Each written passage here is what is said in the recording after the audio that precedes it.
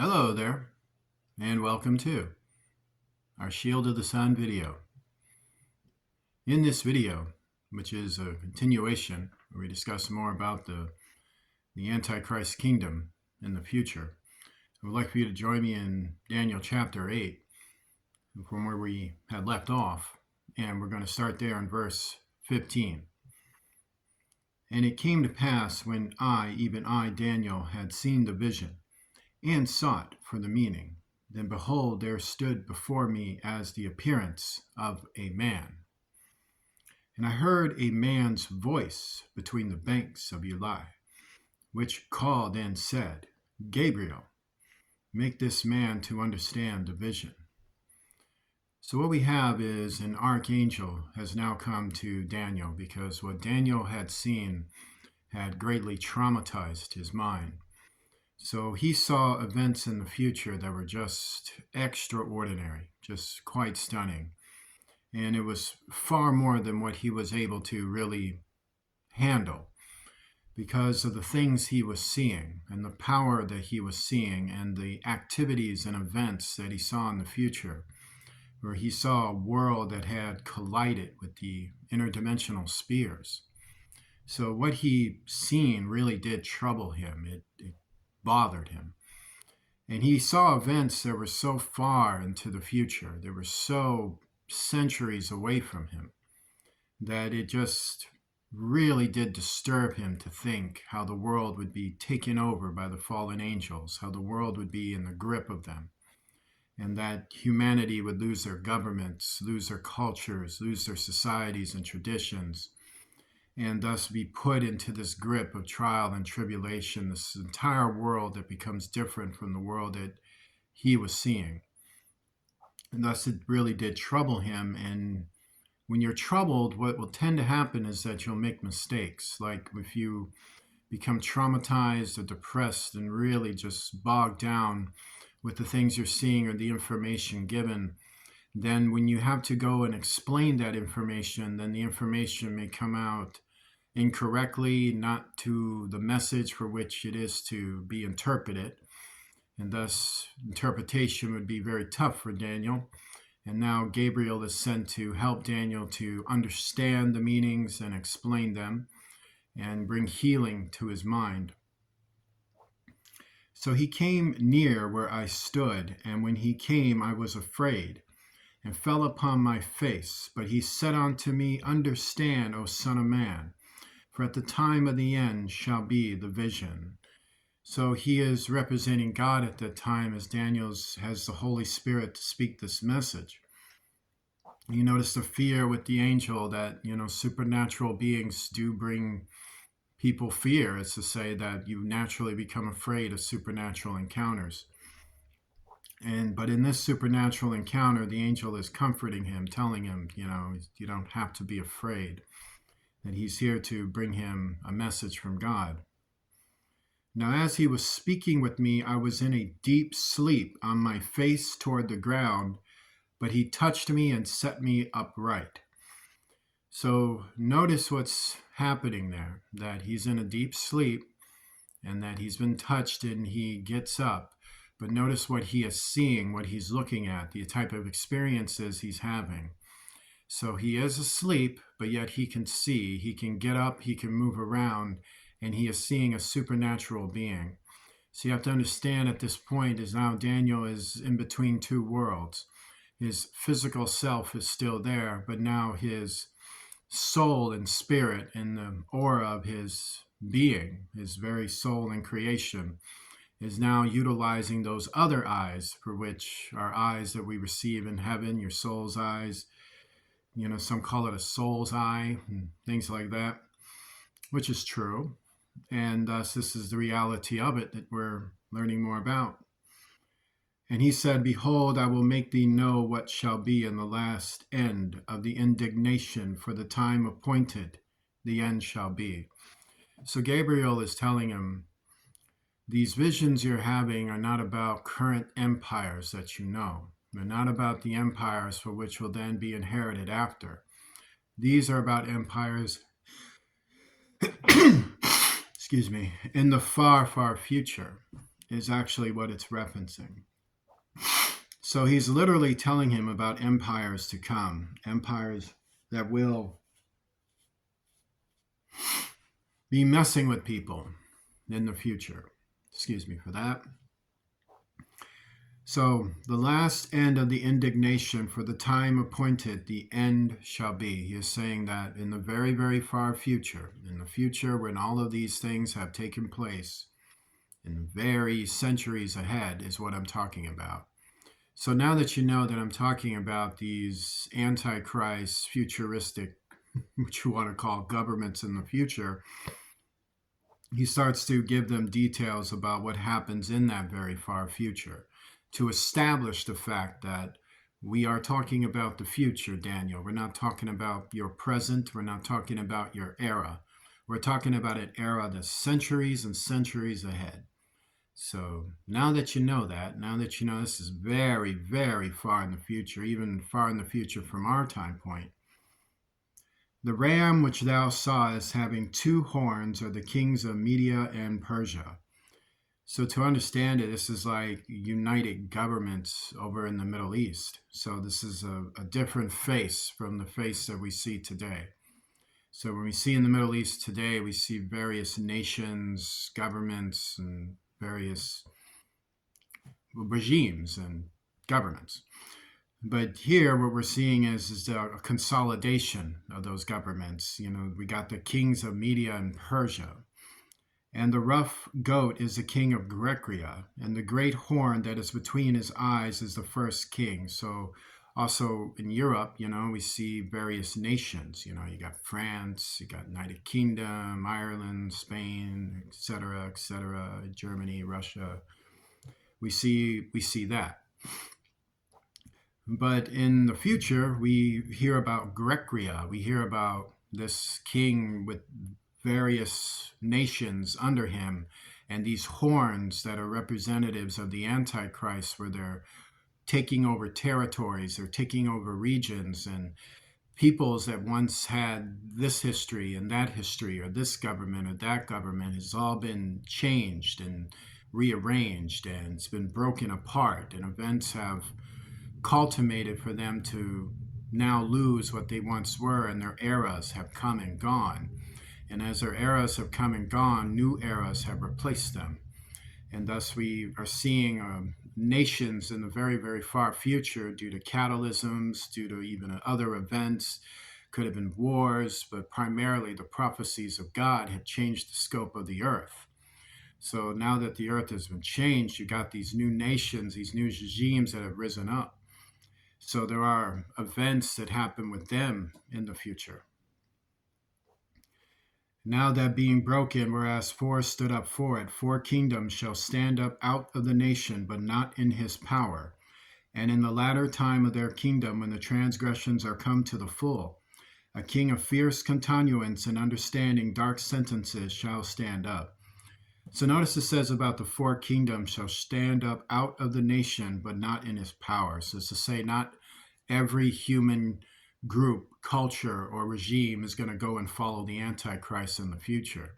There will be many that will resist him and try to establish or do establish governments in that time that would be in resistance toward the policies of the Antichrist and the invasions, infiltrations, really illegal policies of the Antichrist in the future, where they will resist his power, they will resist his army, they will resist his enforcement upon their lives. And thus we will have that as well. So you will have a world where a lot of it, the fourth part of it, is taken by the Antichrist, and the other sections of the world are taken either by other governments or other rogue groups, or they're just left for people to just wander about, just like if it's international waters or something, like anybody can come here, just go right ahead. And you'll have a lot of that too in the future. And in the latter time of their kingdom, when the transgressors are come to the full, the king of fierce continuance and understanding dark sentences shall stand up. So, of course, that's the Antichrist. So the Antichrist in the very, very far future, he would call himself a king because, remember, we worship the King of Kings, Lord of Lords. So hence he's a king too. And of course, we worship a real God. We worship God, and he wants to be God too. So he'll steal titles that belong to other people or belong to our God specifically and want to put it on himself. And thus he speaks these understanding these dark sentences is due to the fact that he has rulership over the fallen angels. So he is a person of two worlds. He knows the supernatural world for which he comes from, and he knows the temporal world because he spent centuries corrupting it. And his power shall be mighty, but not by his own power, and he shall destroy wonderfully, and shall prosper and practice, and shall destroy the mighty and the holy people. So we discussed about that. So the Antichrist is considered to be mighty, meaning he has supernatural strength, power, and ability, not just with himself, but even with his army. And it's not by his own power. That's to say that you have a vessel, a man that is walking the earth, but he is empowered by a fallen angel working through it. And he shall destroy wonderfully, which is to say that he will do things that will baffle people's minds and have them scratching up. Some people will think what he does is wonderful. Some people will think what he does is terrible, but he will leave impressions on everybody's minds. Rather, if you're for him or against him, impressions will be on your mind that, wow, that makes you think. Like you're just sitting back like, okay, and you do feel a little distorted being around him, because of everything he's doing. He's like messing with time, messing with space. He is messing with events in time. He's messing with events in space. He's messing with his own space. He's messing with the world. He's calling on interdimensional beings, come flying out of the skies. He's doing things that just baffle people's heads. And shall prosper and practice, and so he'll just destroy the mighty and the holy people. So, of course, he'll attack Christians and kill them, and people that are meant for heaven, kill them too. And then destroy the mighty, so as to say he's destroying supernatural beings as well. He'll be a giant killer himself, a siren killer, if you like. He'll go ahead and do that for people. Like, look at what I just did. And I like David. I'm so David. Somebody just call me David. I mean, this is what he's going to be like. Very jealous, evil, sickening disguiser. A man of many masks, all meant for you to worship him. And through his policy also he shall cause craft to prosper in his hand. So, and now remember, this is a criminal. So this criminal has policies. And this policy he has is an enforcement of his power, so we have to keep that in mind. God did empower him to be the crook that he is. And thus, this is what the world was tried with, and this is the hailing of the signs of the end. And he shall cause craft to prosper in his hand, so that's to say evil deeds. The artistic forms for which come from heaven are corrupted and used for evil will by the Antichrist. And he shall magnify himself in his heart, and by peace shall destroy many. So this is what he's about, is to magnify himself in his heart. Like, I feel great about what I'm doing to you. Every time I slaughter you, I feel like I've accomplished something. Like when the governments have been blown up and the world has been consolidated under the grip of my illegal policies, I feel like crying. I feel like sharing. I feel like embracing. I want to give a hug. I just destroyed a family. Can I get a hug? I've just ruined relationships. I've just ruined whole communities. You need anything, sweetie? I mean, I just feel so wonderful. This whole children just wiped out and generations gone, our flags, our nations, our military, our men, our women, just decimated and rechanged and reformed. I feel like having cheesecake. Just, great feeling. That's what that means. As harsh and horrible as that is what it means. that he shall magnify himself in his heart based on his own actions, and by peace shall destroy many. So like he's just going to come with, I was saving your lives. You guys are in danger. We do this in the name of peace. This is in the name of peace. I bring peace to your world. Don't you feel peaceful? This is what he thinks he is. He thinks he's saving people. He thinks he's rescuing people. He thinks he could pull people out from the fires, but really he's just throwing them in there to burn. He shall also stand up against the prince of princes, but he shall be broken without hands. So he really thinks he's at war with God and his people. You know, like this is how he thinks. Remember, God was looking at it like, I've already got you. So go right ahead. Yeah, no, everything you're going to do, just go ahead and do it. Because the Antichrist's power for all these wondrous things that he is doing, he's fulfilling prophecy, even though he's the enemy of God. So he's under God's control. It's to say that this is God's prophecy being fulfilled. This is what he's been telling people for centuries. I told you all the way since the time of Daniel. I told you all the way since the apostles. I've been telling you. You know, so when it starts happening, don't be surprised. Like, oh, God didn't know it was going to be like this. Oh, it's because you didn't want to read the Bible and understand it. It was somebody you do, well, you know, you're supposed to read it for yourself. You're supposed to study it, get your lamps, get your oil, and pour that thing throughout your soul. Why didn't you do that?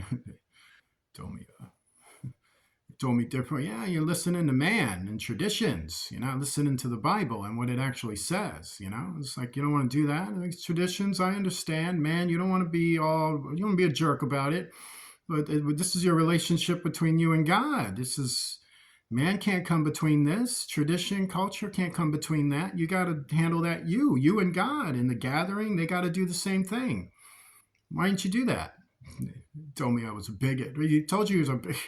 Man, you should have stayed home. Should have read, utilized the backyard, something.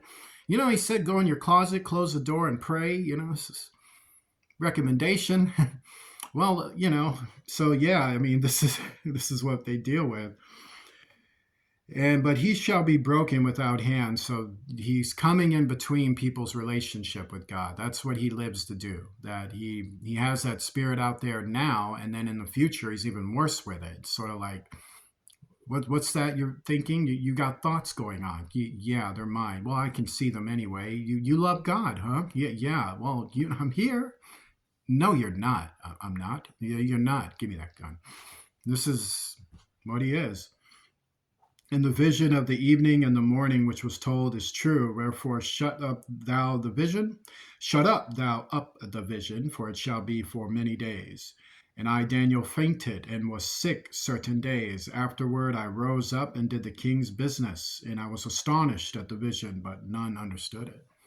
So Daniel woke up one morning, went back to work, and was working effectively for the government, and was like, future sucks. But there's a lot of hope too, because keep in mind that if you know this information accurately, and this is obviously what's happening and will happen far, far in the future, God is in control. Join me in a prayer.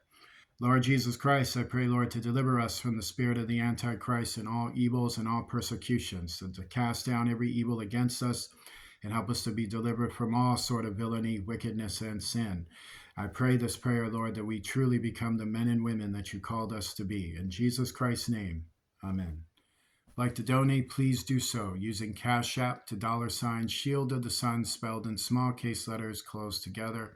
Please remember to sow back to this ministry if it sowed back something into your life. God bless you. I will see you soon.